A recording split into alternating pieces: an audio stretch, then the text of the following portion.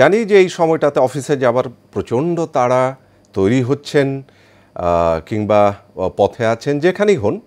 যদি আপনি পথে থাকেন তাহলেও কিন্তু অসুবিধে নেই।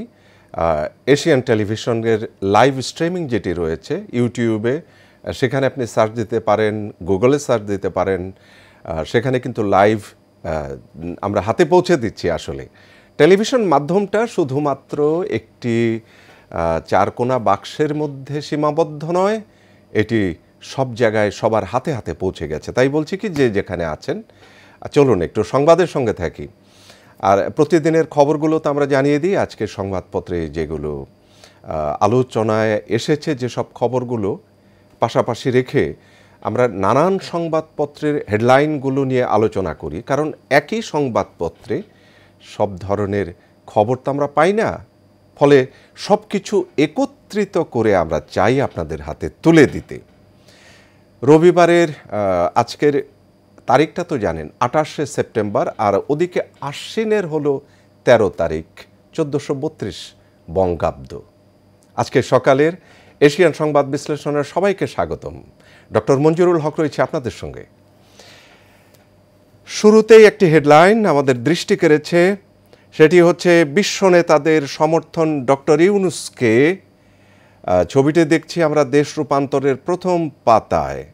একেবারে এই খবরটি বিশ্ব নেতাদের সমর্থন ডক্টর ইউনূসকে পাশে থাকার অঙ্গীকার, লিড নিউজ। একটু দেখি। ডক্টর ইউনূসের দারিদ্র দূরীকরণ ও সামাজিক ন্যায়ের জন্য আজীবন সংগ্রামের প্রশংসা করে বিশ্ব নেতারা বলেছেন, আমরা বাংলাদেশের মানুষের পাশে আছি, আপনাদের পাশে আমরা সম্পূর্ণভাবে ঐক্যবদ্ধ। প্রধান উপদেষ্টা ডক্টর মোহাম্মদ ইউনূস এবং বর্তমানের অন্তর্বর্তী সরকারকে পূর্ণ সমর্থন জানাতে গত শুক্রবার নিউ ইয়র্কে তার হোটেলের সুইটে একত্রিত হন বিশ্বের বিভিন্ন প্রভাবশালী নেতারা। তারা বাংলাদেশের অস্থায়ী সরকারের প্রতি পূর্ণ সমর্থন দিয়ে রাজনৈতিক, অর্থনৈতিক, কারিগরি সহায়তা সব কিছু দেবার অঙ্গীকার করেছেন। আমরা একটু জানিয়ে দিই যে জাতিসংঘের সাধারণ পরিষদের ৮০তম অধিবেশনের ফাঁকে লাটভিয়ার সাবেক প্রেসিডেন্ট নিজামে গঞ্জাভি আন্তর্জাতিক কেন্দ্রে সহসভাপতি ভাইরা ভিকে ফ্রেইবার এদের নিয়ে কথা হচ্ছে। একটা ছবি দেখছি আমরা। ছবিটি হলো ডক্টর ইউনূসের সঙ্গে ট্রাম্প রয়েছেন, ডক্টর ইউনূসের কন্যা রয়েছেন এবং ট্রাম্পের সহধর্মিণী। এই ছবিটি আমরা দেখছি, হাস্যোজ্জ্বল ছবিটি রয়েছে। এটি দেশ রূপান্তরের অন্যতম প্রধান। আর লাল কালিতে যে হেডলাইনটি দেশ রূপান্তর করলো সেটির খবর একটু বলি। দর কষাকষি ছাড়াই স্টারলিংক। বিষয় হচ্ছে ইন্টারনেট, তার দামে অস্বস্তি, সেবায় কিন্তু আবার স্বস্তি আছে। দাম কমানো নিয়ে সরকারের সঙ্গে দর কষাকষি করছে না। রবি বিএসসিএল রিসেলার, ইন্টারনেটের গতি বেশি, ড্রপ হয় না, এটি একটি সুবিধা। ঢাকা এবং বড় শহরের চাহিদা কম, দুর্গম অঞ্চলে স্টারলিংকের চাহিদা বেশি। দেশের দুর্গম অঞ্চলের শিক্ষা প্রতিষ্ঠানে স্টারলিংকের সেবা পৌঁছে দিতে কাজ করছে সরকার। ফয়েজ আহমদ তৈয়বের কোটেশন দেয়া আছে এখানে। স্টারলিংকের সেবার মান এবং ইন্টারনেটের গতি নিয়ে সন্তোষ প্রকাশ করলেও দাম নিয়ে চরম অসন্তোষ গ্রাহকদের, কথাটি বলছে দেশ রূপান্তর। আমরা একটু লোয়ার ফোল্ডের দিকে তাকালে বাংলাদেশে পুশিন নারীসহ ৬ জনকে ফেরানোর নির্দেশ, কলকাতা হাইকোর্টের রায় এটি। আওয়ামী লীগের নেতাদের ব্যাংক হিসাবে পুলিশের চোখ রয়েছে।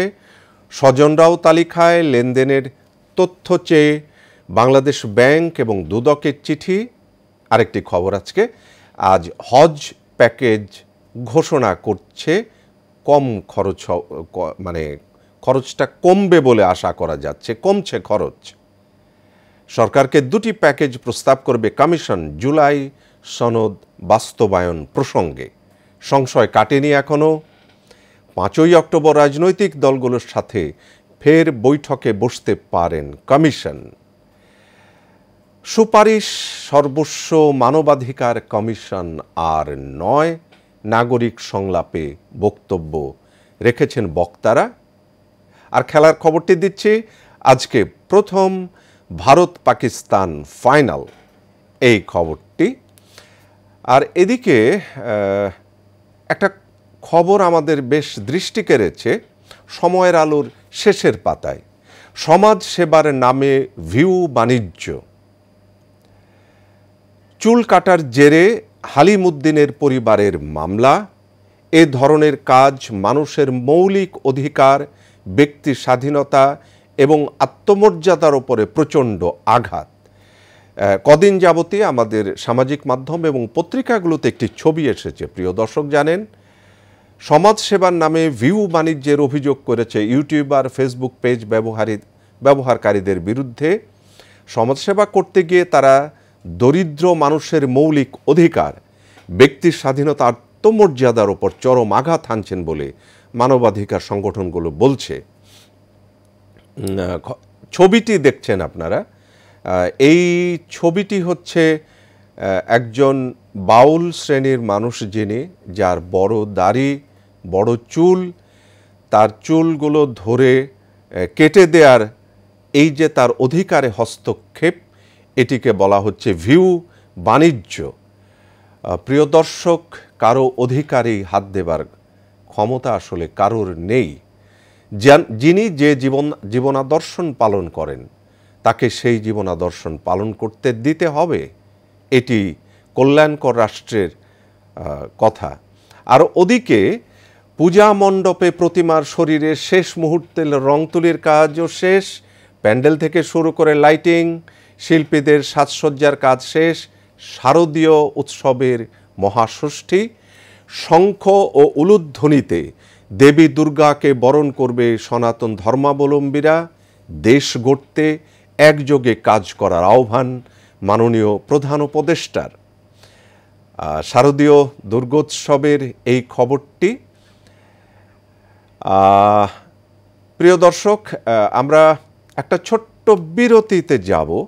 তার আগে একটুখানি প্রথম আলোর দিকে আমরা ঢুকেই আপনাদের নিয়ে যাব একটা ছোট্ট বিরতিতে। প্রথম আলো আমরা খুলে দেখছি, যারা প্রথম আলোর নিয়মিত দর্শক তারা তো জানেন যে প্রথম আলোর একেবারে প্রথম হেডলাইনটি ৪৪,০০০ গ্রেফতার, জামিনে ৭৩%। বিষয় হচ্ছে ফ্যাসিবাদের সাথে জড়িত থাকার ফলাফল। ৪৪,০০০ গ্রেফতার, জামিনে ৭৩%। বিষয়টি বলেছিলেন ফ্যাসিবাদের সঙ্গে জড়িত থাকার বিষয়। এখানে পুলিশ বলছে যে ১৩ মাসের এই হিসাব তৈরি করেছে পুলিশ। আইন শৃঙ্খলা সংক্রান্ত দুটি সভায় আওয়ামী লীগের ঝটিকা মিছিল ও জামিন নিয়ে আলোচনা হয়। আচ্ছা, এখানে চাকরির জন্যে ঠিক তার নিচের খবরটি, এইটি একটি অন্যরকম খবর। দেখুন, চাকরির জন্যে স্বজন ও বন্ধুদের অনুরোধ করেন ৩৬% বেকার। বিবিএসের শ্রমশক্তি জরিপ। প্রিয় দর্শক, এটি আমাদের জন্য সত্যিকারের একটি বিষয় যে আমাদের বাড়িতে যারা বেকার আছেন, পড়াশোনা করে যারা বের হয়ে শিক্ষিত বেকার কিংবা অর্ধশিক্ষিত, অল্প শিক্ষিত, তারা প্রথমেই স্বজনদেরকে কোনো না কোনোভাবে জিজ্ঞাসা করেন যে একটি চাকরি দরকার, একটু চাকরির চেষ্টা করে দিন। বিপরীতে আরেকটি বিষয় আছে, আমরা চাকরি খুঁজব কিনা নাকি চাকরির অবস্থান তৈরি করব, আত্মকর্মসংস্থান তৈরি করব, বিষয়টি সেখানে নিয়ে আমাদের প্রধান উপদেষ্টার একটি কথা অসম্ভব ভালো লেগেছে। ওনার কোনো একটি বিশ্ববিদ্যালয়ে ভাষণের অংশ এটি, সেটি হলো চাকরি একটি পুরনো কনসেপ্ট। আপনাকে চাকরি নয়, আপনাকে কর্মসংস্থান তৈরি করতে হবে এবং সেখানে আপনি অসংখ্য মানুষের কর্মসংস্থান তৈরি করে দিতে পারবেন। ৪১ বছরের অপেক্ষা ঘোচানোর ফাইনাল আজ।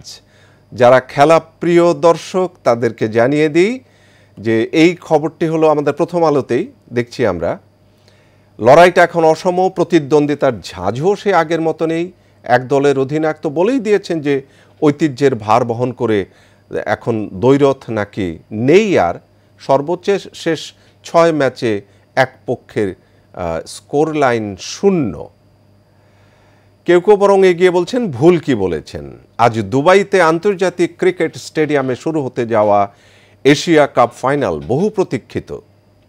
এটি 41 বছরের অপেক্ষার অবসান। এই খবরটি রয়েছে আমাদের প্রথম আলোর একেবারে শুরুর পৃষ্ঠায়। আরও অন্যান্য কিছু খবর রয়েছে। তারেক রহমানের একটি খবর রয়েছে, দেশের মানুষকে রক্ষা করতে হবে। বিষয়টি হচ্ছে সমাবেশে তারেক রহমান বলেছেন গুপ্ত স্বৈরাচার থেকে দেশের মানুষকে রক্ষা করতে হবে। মোটামুটি আপার ফোল্ড লোয়ার ফোল্ডে প্রথম আলোর এই খবরগুলো।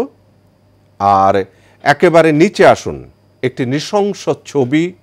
গাজায় ইসরায়েলের নৃশংসতা চলছেই, ট্রাম্পের নতুন প্রস্তাব। এই যে নৃশংসতা চলবার যে ছবিটি রয়েছে গাজার, প্রথম আলোতে আপনারা দেখতে পাচ্ছেন ইসরায়েলি বোমায় বিধ্বস্ত একটি বাড়ির ধ্বংসাবশেষের মধ্যে কিছু খুঁজে পাওয়ার চেষ্টা এক ফিলিস্তিনির শিশুর। গতকাল মধ্য গাজার নুসাইরাত শরণার্থী শিবিরের ছবি এটি। ডাস্টবিনের মধ্যে, ধ্বংসযজ্ঞের মধ্যে একটি নিরপরাধ শিশু খাবার খুঁজছেন হয়তো। এটি প্রথম আলোর একেবারে প্রথম দিকের খবরগুলো আমরা একটা জানালাম। আচ্ছা, ইত্তেফাকের দিকে চলুন না একটু যাই। ইত্তেফাক, দৈনিক ইত্তেফাক 28 সেপ্টেম্বরের দৈনিক ইত্তেফাকে অবৈধ পদে বিদেশ যাত্রা, বিদেশে আটকে নির্যাতন, নিঃস্ব হচ্ছে বহু পরিবার, ফিরে আসা ব্যক্তিদের মুখে নির্যাতনের ভয়াবহ কাহিনী। এটি প্রধান হেডলাইন করেছে আমাদের জাতীয় দৈনিক ইত্তেফাক। বিষয় হচ্ছে অবৈধ পথে যাবার, বিদেশ যাবার এই প্রবণতা আজও বন্ধ হয়নি। কোথায় কোথায় যাচ্ছি? ইউরোপ যাত্রার 93% ক্যাম্পে বন্দী, 79% শারীরিক নির্যাতনের শিকার হন। ইউরোপ স্বপ্নভূমির যে বিষয়, অবৈধভাবে 14 বছরে 70,000 বাংলাদেশি ইউরোপে প্রবেশ করেছেন। আর এদিকে সর্বশেষ 29 বাংলাদেশিকে ফেরত পাঠিয়েছে ইতালি, গ্রিস ও সাইপ্রাস। লিবিয়া থেকে ফিরেছেন 176 জন। আচ্ছা, অবৈধভাবে বিদেশ পাঠানোর যে বিষয়টি, এটি নিয়ে আমরা আসলে যে বিদেশে প্রবাস জীবনের যে যাত্রা, আমরা বারবার বলি বাংলাদেশ থেকে বৈধ পথে, বৈধ ভিসায়, বৈধ ওয়ার্ক পারমিটে না গেলে আপনি কিন্তু সর্বশান্ত হবেন। আমরা জানি ভিটে মাটি বিক্রি করে আমাদের অনেকে জীবনের ঝুঁকি নিয়ে এই যে ইউরোপ যাত্রা করছেন। একটি ছবি দেয়া আছে এখানে, ইউরোপ যাত্রার ছবিটি কিন্তু নৌকোয়, মানে সমুদ্রের উপর দিয়ে আপনার নৌকাতে যাত্রা, আপনি বেঁচে ফিরতেও পারেন অথবা নৌকা ডুবিতে সলিল সমাধি হতে পারে।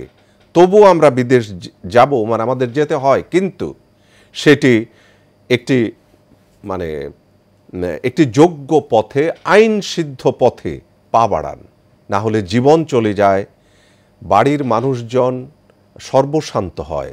এবং যেদিন আপনি ফিরে আসেন, আমাদের অভিবাসীরা ফিরে আসে, সেদিন তিনি সর্বশান্ত, নিজেও পরিবারকেও। এই খবরটিকে ইত্তেফাক তার প্রধান খবর বলে প্রচার করেছে আজকে। এবং ডান পাশে রয়েছে প্রফেসর ইউনূসের প্রতি পূর্ণ সমর্থন বিশ্ব নেতাদের। বাংলাদেশের সঙ্গে মুক্ত বাণিজ্য চুক্তি আগ্রহে স্বাক্ষর করার জন্য আগ্রহী ভুটান। ইরানের উপর জাতিসংঘের নিষেধাজ্ঞা পুনর্বহাল হচ্ছে। কারণটা বলি, রাশিয়ার সঙ্গে $2,500 কোটি পরমাণু চুক্তির ব্যাপার এটি। তার পাশেই শারদীয় দুর্গোৎসব শুরু আজ। আর নিচে একটি জ্বলন্ত ছবি দেখছি আমরা। ছবিটি জ্বলছে খাগড়াছড়িতে। স্কুল ছাত্রী ধর্ষণের প্রতিবাদে ধর্ষণ কাণ্ডে উত্তপ্ত খাগড়াছড়ি, অবরোধকে কেন্দ্র করে ধাওয়া পাল্টা ধাওয়া, 144 ধারা সেখানে জারি হয়েছে। যুগান্তরের দিকে একটু তাকাই চলুন না। যুগান্তর আমাদের বলছে তার প্রথম সবচেয়ে গুরুত্বপূর্ণ হেডলাইনে, নীল ক্ষেতে অরক্ষিত অবস্থায় ব্যালট ছাপানোর অভিযোগ, ডাকসু ভোট নিয়ে তোলপাড়। ছবি দেখছি আমরা। নীলক্ষেতে গাউসুল আজম মার্কেটে জালাল প্রিন্টিং প্রেস, এখানেই ছাপানো হয় ডাকসু নির্বাচনের ব্যালট। বুলেট হেডে যে কথাগুলো আছে, বিশ্ববিদ্যালয় কর্তৃপক্ষের অবস্থান স্পষ্ট করতে বলেছেন অধিকাংশ প্রার্থী। অভিযোগ প্রমাণিত হলে পুনরায় নির্বাচন দাবি বিএনপিপন্থী শিক্ষকদের। তদন্ত করছে নির্বাচন কমিশন, শিগগিরই সংবাদ সম্মেলন করে প্রতিবেদন প্রকাশ। বেআইনি নির্দেশনা দেব না, কেউ পক্ষ নিলেই ব্যবস্থা, নির্বাচন কমিশনের কথা এটি। আর এদিকে আমরা যদি একটু জনকণ্ঠের দিকে একবার একটু তাকিয়ে অন্যরকম একটা খবর বলছি। রাজধানীতে একক ব্যবস্থাপনায় বাস সার্ভিস, এটি আমাদেরকে সত্যি মানে আশান্বিত করে যে এটা কিন্তু লাল কালির হেডলাইন জনকণ্ঠের। একক ব্যবস্থাপনায় বাস চলবে। তরুণ প্রজন্ম একটি নতুন বাংলাদেশ চায়, আমরা তার উপরে দেখছি মাননীয় প্রধান উপদেষ্টার ছবি। হজের খরচ কমছে, এই শুভ সংবাদটি আছে। এদিকে জুলাই সনদ নিয়ে মতবিরোধ কাটেনি, বিকল্প 2 প্রস্তাব দিতে পারে কমিশন। আর আজকে ষষ্ঠী পূজার মধ্য দিয়ে দুর্গোৎসব শুরু, কাল মহাসপ্তমী। মানবাধিকার নিশ্চিত না হলে জাতীয় নিরাপত্তা সম্ভব নয়। আর এদিকে বিদেশের সংবাদ, গাজা শহর ছেড়েছেন 7.5 লাখ ফিলিস্তিনি। আমরা দেখছি বিশ্ব বিবেক এখানে স্তব্ধ, চুপচাপ হয়ে থাকছেন বিশ্ব বিবেক। একেবারে শেষের দিকে আমরা আজকের কালের কণ্ঠে একটু যাই, কেমন একটা মানে দূষণের খবর আছে। বর্জ্যে বিষাক্ত ঢাকার 4 নদী, মানে কোন দিকে যাবেন, ঢাকার বড় বড় নদীগুলির সবগুলি বর্জ্যে বিষাক্ত, নামতেই পারবেন না। ডুব দিলে তো আমার মনে হয় যে চামড়া একেবারেই বিপদগ্রস্ত হবে। বুলেট পয়েন্টে যেগুলো আছে, 4 নদীতে প্রতিদিন মিশছে 80,000 কিউবিক মিটার তরল বর্জ্য। বিশ্বের সবচেয়ে দূষিত 10 নদীর একটি হচ্ছে আমাদের বুড়িগঙ্গা। আর শিল্প বর্জ্য নিষ্কাশনের জন্য নেই নিজস্ব ট্রিটমেন্ট প্ল্যান্ট। এই যে কথাগুলি আজকের নয়, বহু বছর যাবৎ আমরা সংবাদপত্রে এই খবরগুলো কিন্তু বাংলাদেশে তুলে ধরা হচ্ছে, কিন্তু নদী দূষণ থামছে না। শিল্প বর্জ্য নিষ্কাশনের বিষয়গুলি আজও সমাধান হয়নি। বুড়িগঙ্গা নদী, যেটি সবচেয়ে সুন্দর পানিতে ভর্তি ছিল, মাছের আবাস ছিল নিরাপদ, সেটি নাই। আর 4 নদীতে মিশছে 80,000 কিউবিক মিটার তরল বর্জ্য। তার মানে পানি আপনি কোথায় পাবেন? বিষয় হচ্ছে নদী, জলাশয় এবং পানিকে যদি সুরক্ষিত না করেন, খাবেন কি? আপনি কি পানি পান করবেন? যেতে হচ্ছে আমাদের। প্রিয় দর্শক, যেতে যেতে বলি, আমাদের আজকের এই রবিবারের শেষ সংবাদটি আমরা আলোচনা করছিলাম কালের কণ্ঠের। বর্জ্যে বিষাক্ত ঢাকার 4 নদী, বুড়িগঙ্গা সবচেয়ে বিষাক্ত। এই পানিটি তো আপনার কাছে আসছে, কি পানি পান করবেন? সেটি কি বিষাক্ত করবেন? নিজের পানি, নিজের পানিতে নিজে বিষ ঢেলে দিয়ে সেটিই পান করবেন কি না, এই প্রশ্ন রাখছি সবার কাছে। আসুন সচেতন হই, বাংলাদেশকে বাঁচাই, পরিবেশকে বাঁচাই। শুভ সকাল। আগামীকাল আবারও দেখা হচ্ছে। আগামীকালের জন্যে স্বাগত জানিয়ে শেষ করছি আজকের এশিয়ান সংবাদ বিশ্লেষণ। ভালো থাকুন।